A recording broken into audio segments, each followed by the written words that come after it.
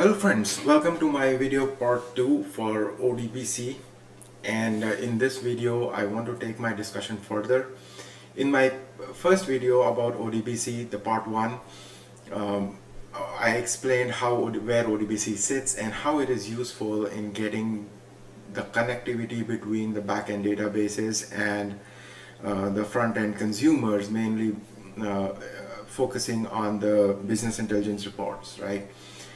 And in this video, I actually mentioned that the business intelligence reports that is consuming the data through ODBC actually helps them to be agnostic of the changes that are happening on the back end, including database migrations. Now, there were questions on how this is possible, and so in this video, I wanted to focus specifically on this part where how the database migration, because the changes on the database side actually does not really impact the reports, and how it is agnostic. I'm using the tools that are available to me, so bear with me if I'm not having the actual BI report published, because I cannot do it as an individual. It's a little restrictive on using Power BI, right? So I'll try my best in what I have and what I can achieve with the tools that I have.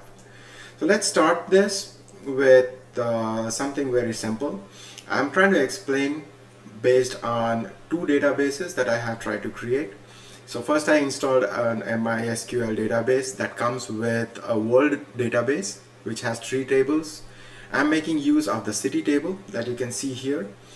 I have already migrated that table to an Oracle database that is also installed on the same machine, and as you can see in this instance of the database, I have the city table imported here. It's the same table that comes with by MySQL, right? Now I don't want to go into the details of the migration on how I have done. If you want me to explain that in another video, let me know and I'll try to do that. But in this video, let's try to focus on how ODBC helps the BI reports be agnostic to the changes in the backend database migration. So to demonstrate that, I go back to my ODBC administrator dialog box, and here I'm going to add a DSN. To begin with, I'm going to add a MySQL based DSN. I'll just keep a name, something very familiar, my DSN, and put the configuration parameters for MySQL. Okay, the username, password, do the test, connection successful, select the world database, and here you can see my DSN is there. It shows that it is a 64-bit DSN that is connected to MySQL driver. So it is connecting and talking to the MySQL database. Now, with that information in handy, I'm going to launch the Power BI Report Builder. Now, just to save time on this, I have created a simple table, right? And in this table, I have just kept the country code, the name, and the population, the 3 fields from the city table in MySQL. Now, this table is available to anybody who installs MySQL, so you can go and verify. My purpose is not to describe the data within, but I just wanted to show you how this actually works, right? So if I go to data source, and I can show you the data source property, what I have done, it's a very simple configuration, right? And the only thing that you see mentioned here is the data source name, which is myDSN, and that is why I mentioned the myDSN name there, right?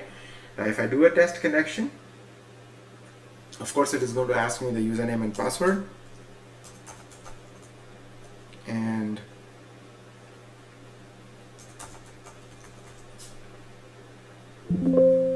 connection created successfully. Okay, and run. So here you see that the report gets executed, it pulls out some data. I had put an SQL statement to filter just on USA cities to keep it limited and to a certain scope, right? And what I'll do for this demonstration purpose is I'm going to take a quick snip of this database, right? So when we run it again, we'll be able to compare this against after the migration is done, right? So let's say now you have your report published and running, and now you have to do the database migration. As I described to you before, I have already done the migration. I have brought in the city table into Oracle. Now, purpose of this video is not to discuss that, but rather focus on this part, right? So all I'm going to do now is I'm going to close my Power BI report and do the ODBC configuration related to migration. The only thing that we have to remember here is that I have to keep the MyDSN name same, right, with a different driver. So for that, I'll remove the current data source name, add another one, and this time the only difference would be I'll select Oracle instead of MySQL. Finish, and same things again. So I'm going to just use the same DSN name, MyDSN, right, but go into Oracle configuration here. Go for test connection, and the password.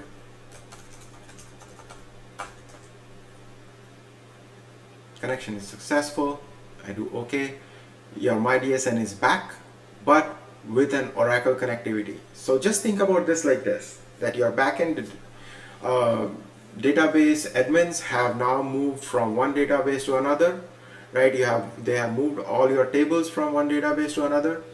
You have one admin who just now creates an ODBC connector or DSN here that has the same name but refers to the new database, right? And now you are the guy who is doing or responsible for the business intelligence report. So now all that I'm going to do is do the same process again. I'll launch the BI report, and I'm going to open the same table. As you can see, I just have one table there, so I'm going to open the same table, right? And I'm just going to try and run this. It's going to ask for the username, password.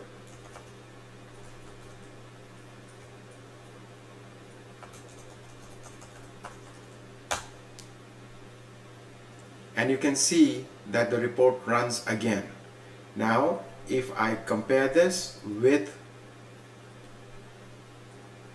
my previous output snapshot that I had taken, you'll be able to see the comparison that it is actually the same report coming from a different data source, right?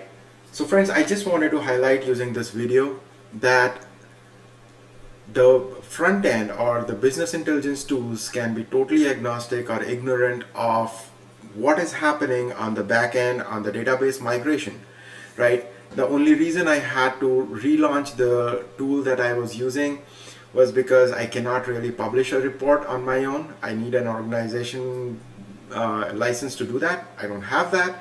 So I was just using a tool that was where I had to just relaunch the tool, right? Once I relaunch the tool, I really don't have to do any changes. As you saw, I did not really do any changes on the data source definition or the data set definition.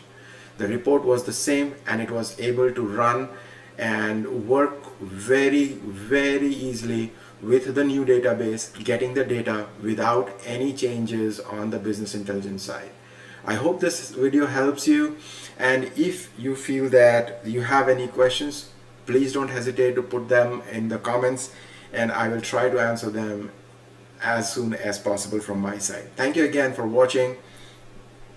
Bye-bye.